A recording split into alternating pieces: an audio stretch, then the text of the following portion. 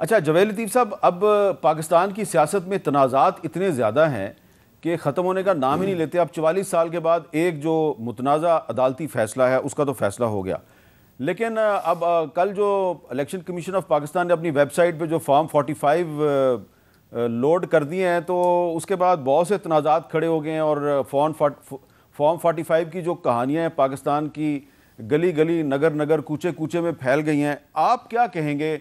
बज़ाहिर आप इलेक्शन हार गए, सलमान साहब भी इलेक्शन हार गए, हमारे साथ बैठे हुए हैं, लेकिन ये इलेक्शन जो है ये इस पर जो धांधली के इल्ज़ाम का जो तनाज़ा है और जो इरेगुलरिटीज़ के तनाज़ात हैं, ये कभी ख़त्म हो पाएंगे माजी करीब में या नहीं?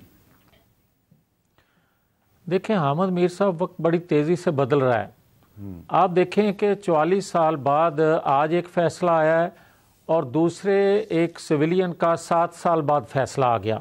देखें ना, अब वो 44 साल तो नहीं लग रहे। इसी तरह 2018 में 5 साल पूरे कर गए 2018 की धांधली में, और वक्त गुज़रता गया। आज 2024 है, आप देखें कि किस तरह शोर उठ रहा है। मैं नहीं समझता कि जो ये इलेक्शन के हवाले से कोई कहे कि ये फेयर इलेक्शन था। मैं समझता हूँ कि ये ज़रूर है कि ये यहाँ पिक एंड चूज़ है। कभी ये होता था या सुनते थे कि वो जमात निकाली जा रही है और वो जमात लाई जा रही है, मगर अब इस तरह नहीं हुआ 2024 में। आप देखें ना, खैबर पख्तूनख्वा में अगर 100% रिज़ल्ट जो है तमाम सीटों का PTI के हक में आ जाए तो फिर ठीक था, मगर सिर्फ चंद सीटें उनको नहीं वो जीत सके, बाकी तमाम सीटें 90% वो जीत गए या 95%। तो वो 5-7 सीटों पे भी शोर कर रहे हैं कि यहाँ धांधली हुई। तो भाई पंजाब में भी आप देखें फिर कि किस तरह और क्या इलेक्शन।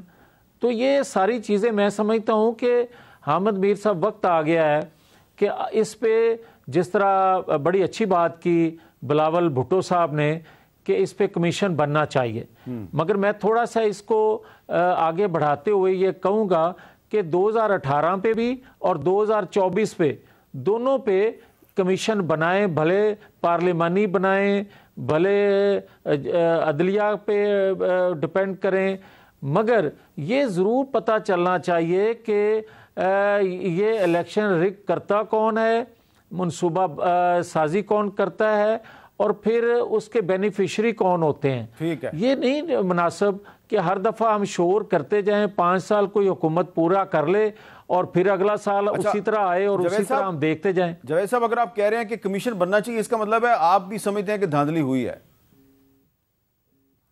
देखें, मैं समझता नहीं हूँ, मैं समझता हूँ कि हुई है। अच्छा, मुझे यकीन है, मैं यकीन से ये बात कह रहा हूँ कि मगर जो बात करते हैं सभी जमातों के लोग, पूरा सच यार बोलना चाहिए ना हामिद मीर साहब। हाँ ठीक है, फिर थोड़ा सच क्यों? ये तो कोई तरीका नहीं कि जहाँ मुझे फ़ायदा मिला है वहाँ मैं खामोशी इख्तियार कर लूँ और जहाँ मुझे नुकसान हुआ है वहाँ की मैं बात कर लूँ। बिल्कुल ठीक है। शाजिया मरी साहबा, आप तो इलेक्शन जीत गई, लेकिन क्या आप ये समझती हैं कि इस इलेक्शन में धांधली हुई है?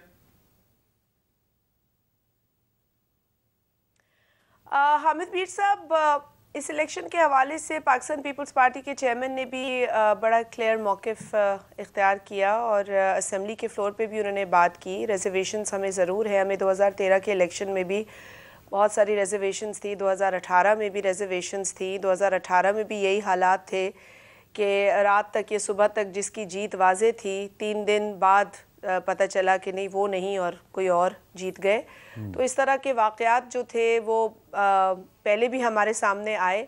हमने हमेशा कोशिश ये की है कि इन इश्यूज़ को एड्रेस करने के साथ साथ जो मुल्क के मामलात हैं, जो आवाम के मसाइल हैं, उन पर भी फोकस किया जाए। और आज मुल्क के मसाइल बहुत गंभीर हैं, लोग इस वक्त बहुत परेशान हैं महंगाई की वजह से। बिजली के बिल हों, गैस के बिल हों, खाने पीने की अशिया की कीमतें हों, इन सब चीज़ों ने लोगों को परेशान कर रखा है। ऊपर से बेरोज़गारी है, गुर्बत में इजाफ़ा है। ये बड़े जेनुइन इश्यूज़ हैं जिन पर काम करने की ज़रूरत है, लेकिन इसका मतलब ये नहीं है कि इलेक्शन में होने वाली ज़्यादतियाँ, इरेगुलरिटीज़ को हम भूल जाएं। हमें बहुत तशवीश है इन इलेक्शंस को लेकर भी। हमने एक पूरी फहरिस्त अपने जो शहीद कारकुनान हैं उनकी भी बिलावल साहब ने असम्बली के फ्लोर पर पढ़ के सुनाई। मेरे अपने हलके में हमारा एक वोटर शहीद हुआ है, एक को टांग पे गोली लगी है, कईयों को बहुत मारा पीटा गया है। तो ये इलेक्शंस जो हैं इस तरह नहीं होने चाहिए। इलेक्शन में किसी भी कारकुन को तकलीफ़ नहीं होनी चाहिए, किसी भी वोटर को तकलीफ़ नहीं होनी चाहिए, कोई शहीद नहीं होना चाहिए। इलेक्शन है, जंग नहीं है। और बिलावल साहब ने बड़ा वाज़े कहा है कि आए मिलकर ऐसे रिफॉर्म्स बनाएं, ऐसा तरीक़ेकार इख्तियार करें कि आने वाले इलेक्शंस में हम शोदा की लिस्ट ना गिनवाएं, उनके नाम ना पढ़ के सुनाएं, बल्कि हम मुतमईन हो नताइज से और हर जानिब से हमें इत्मीनान की एक फ़िज़ा नज़र आए और वही तसल्ली बख्श एटीट्यूड हो। लेकिन इस वक्त वो नज़र नहीं आ रहा। 2018 में भी नज़र नहीं आया, 13 में भी नज़र नहीं आया। लेकिन हमने हमेशा यही कोशिश की है कि इलेक्शंस को बेहतर से बेहतरीन बनाएं। अब जो दुश्वारियाँ पेश आ रही हैं उस वो अलग नौयत की हैं, लेकिन इसके लिए भी हमें मिलकर बैठना पड़ेगा, एक दूसरे से बात करनी पड़ेगी। हम मजबूत होकर काम करेंगे तो शायद कोई और हमें तंग नहीं करेगा, इस जमहूरियत को नुकसान नहीं पहुंचाएगा, जमहूरियत मजबूत होगी। ये पेशकश बिलावल साहब ने on the floor of the national assembly की है। इलेक्शन रिफॉर्म्स के हवाले से, जुडिशल रिफॉर्म्स के हवाले से उन्होंने कहा है कि सबको मिलकर काम करना पड़ेगा, बशमूल जो अपोजिशन में जमातें मौजूद हैं। ठीक है, क्योंकि हर स्टेक होल्डर इस डायलॉग में अपना किरदार अदा करेगा और किसी एक के बगैर ये डायलॉग मुमकिन नहीं है। अच्छा सलमान साहब, आपकी पार्टी मुतालबा करी थी बार बार कि इलेक्शन कमीशन ऑफ पाकिस्तान जो है वो फॉर्म 45 को सामने लेके आए, तो सामने ले आए, उन्होंने इतना बड़ा मुतालबा पूरा कर दिया है, तो अभी भी आपका कोई एतराज़ है इलेक्शन कमीशन पे? जी बिल्कुल है। देखिए, जिस तरह ये तमाम मामला हुआ, हमने तो मेरे केस में दूसरे दिन ही तमाम फॉर्म 45 जो हमारे पास थे इलेक्शन कमीशन में दायर कर दिए और उनसे इस्तदा की कि आर ओ साहब से कहें हमारा जो हल्का है लाहौर का NA-128 वो अपने फॉर्म 45 लाएं, जिनकी बुनियाद पे उन्होंने नतीजे का ऐलान किए, उनके पास हैं तभी उन्होंने ऐलान किया है ना। इलेक्शन कमीशन ने मुंह मोड़ लिया। अब 3-3.5 हफ्तों के बाद ये फॉर्म जब आए हैं सामने, तो बिल्कुल उससे एक सूरत हाल जो हम जानते थे है वो वाज़े हो गई।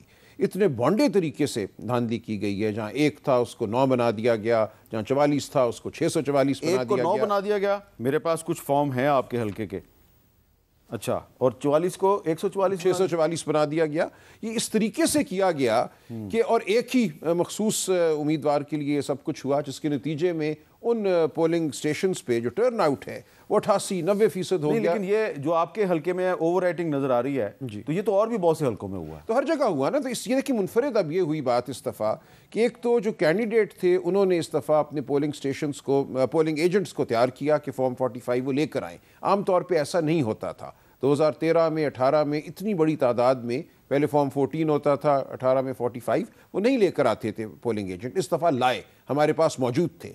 और साथ अब ये हुआ कि जो कल इन्होंने अपलोड किया अपनी वेबसाइट पे, उससे हमें मवाजना करने का मौका मिल गया। तो इसने मैं समझता हूँ सूरत हाल यकसर तब्दील कर दी है। पाकिस्तान की आवाम ने अपनी आंखों से उस ओवर राइटिंग अब आप जब एक कानूनी कार्रवाई करेंगे, आप तो वकील भी हैं, आप ट्रिब्यूनल में जाएंगे तो आपका केस आसान नहीं हो जाएगा? देखिए, ट्रिब्यूनल का मामला ये है कि पंजाब जैसे सूबे के लिए जहाँ 300 सूबाई नशस्तें हैं, 140 कौमी नशस्तें हैं, सिर्फ 2 अदालतें कायम की गई हैं। तो उससे नज़र ये आता है कि निज़ाम में कोई ख्वाहिश नहीं है कि हक और सच जो है सामने आए। 2 अदालतें 20 साल भी इन मुकदमों का फैसला नहीं कर सकती। जी शादिया मरी साहब, आप कुछ कहना चाह रही हैं? मीर साहब, मैं थोड़ा सा आइडिया करना चाह रही थी कि 2013 के इलेक्शंस में भी जो मैंने लड़ा, 2018 के इलेक्शंस भी हमारे पोलिंग एजेंट्स को ये ट्रेनिंग दी गई थी कि वो फॉर्म्स जो है अपने पोलिंग स्टेशन से लेकर कैंडिडेट के पास पहुँचें। तो ये तरीक़ेकार हमें तो पता है कि क्या इलेक्शंस के हालात रहे हैं। 2013 में भी जो मसाइल दरपेश थे, 2018 में भी, तो हमने हमेशा से अपने पोलिंग एजेंट्स को ये बावर कराया है कि वो उस फॉर्म के बगैर पोलिंग स्टेशन नहीं छोड़ेंगे और आखिर वक्त तक बैठे रहेंगे। अनफॉर्चुनेटली ये इस तरह की ट्रेनिंग ज़रूरी हो जाती है पोलिंग स्टेशंस के जो हमारे स्टाफ हैं उनके लिए, जो हमारी जानिब से हमें रिप्रेजेंट करते हैं फॉर कैंडिडेट्स को। तो हमने तो ये कोशिश हमेशा की है और इस पर भी बड़ा झगड़ा फेस किया है। 2018 में भी बहुत झगड़ा फेस किया है, लेकिन इंश्योर किया है कि हमारे फॉर्म्स हम तक पहुँचे।